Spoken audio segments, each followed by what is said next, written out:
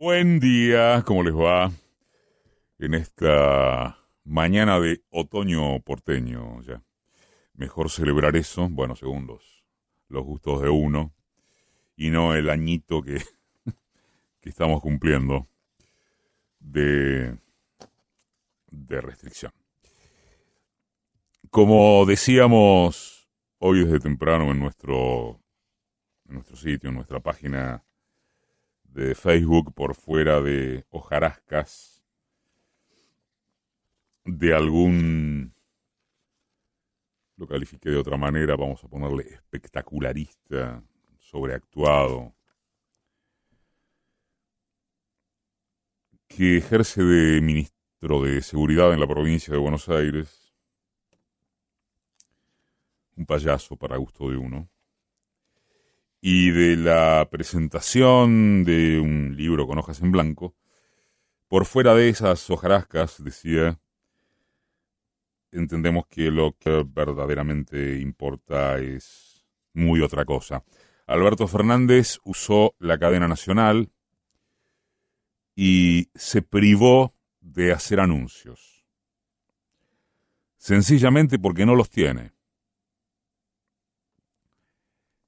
El sentido de su discurso fue prevenir que se aproxima, casi en modo indefectible, otro desafío colectivo cuyas dimensiones no se precisan, pero entre las opciones vacunación y retorno a fases más duras para aplanar la curva de crecimiento de contagios, y no hay mucho misterio, ¿eh? Ninguno, más bien. Las vacunas no llegarán en los plazos previstos y contratados. La cantidad de dosis tampoco alcanzaría para evitar el encastre con la temporada otoño-invierno y su segunda ola, agravando el problema. En lo formal, es de mínima muy dudoso y de techo injustificable que un instrumento de comunicación masiva, la cadena con protagonismo del presidente, sea empleado antes para reflexionar y compartir preocupaciones que como vehículo de noticias, una aunque sea. No hubo. Al cabo del reconocimiento y diagnóstico sobre la situación local, regional, mundial frente a la pandemia, ¿cómo es posible, por caso, que ni siquiera se anuncie el cierre de las fronteras? ¿Por qué no se clausura ya mismo, por lo menos y nada menos, el ingreso y egreso desde y hacia Brasil y Paraguay, que se hallan en un estado de colapso y amenaza sanitaria terroríficos, con el agregado de la variante Manaos apuntándonos a la cabeza? Personalidades prestigiosas de la comunidad científica nuestra, entre las que se cuentan especialistas que apoyan, asesoran a las autoridades nacionales, Alberto Kornblith, sin ir más lejos, acaban de advertirlo en una solicitada que no tuvo la repercusión mediática suficiente. Dicen, en momentos en los que hemos vacunado solo a una fracción minoritaria de las poblaciones de riesgo y observamos un inexplicable flujo turístico con Brasil, creemos que se impone de modo urgente la adopción de medidas que intenten mitigar el impacto de la pandemia en nuestro país. Más claro que eso, ¿qué espera el gobierno? La cadena nacional no era una oportunidad inmejorable para decir San se acabó en ese sentido, dando cuenta de la gravedad del panorama. Algunas voces gubernamentales en off se alzaron tímidamente para decir que no es tan fácil por la porosidad de las fronteras con los vecinos. ¿Qué cosa no es tan fácil? Como no sea que un gobierno es eso y no un comentarista.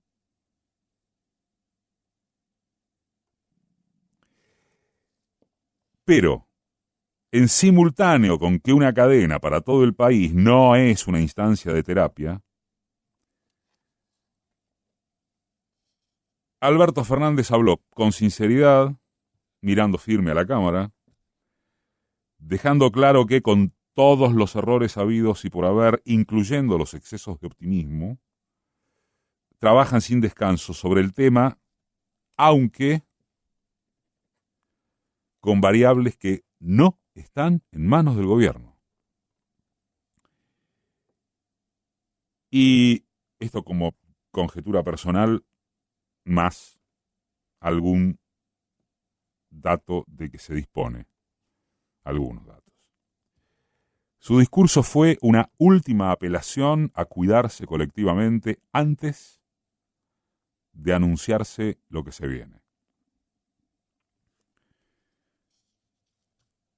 Para atrás, valga la obviedad, los errores no son subsanables, es decir, relajo, sensación extendida de que lo peor ya había pasado, comillas, libertinaje en las manifestaciones callejeras, etc.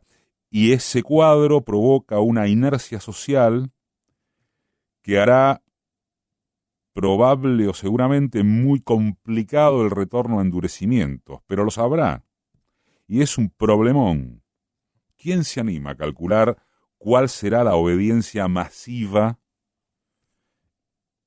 en la vuelta a restricciones ampliadas con un escenario económico dramático que empezaba a dar visos de alguna recuperación, que empieza, y con una oposición despiadada que estimula a desestabilizar? En medio se escuchó la pelotudez inconmensurable de que el gobierno calculó la cadena para afectar el impacto del libro de Macri, como si a los propios simpatizantes de quien no vio un libro ni de lejos en toda su vida pudiera importarles lo que fue un fiasco disfrazado de trascendencia política por sus periodistas amigos, sin otro origen que el de si ella hace puchero, yo hago puchero, si ella hace ravioles, yo hago ravioles.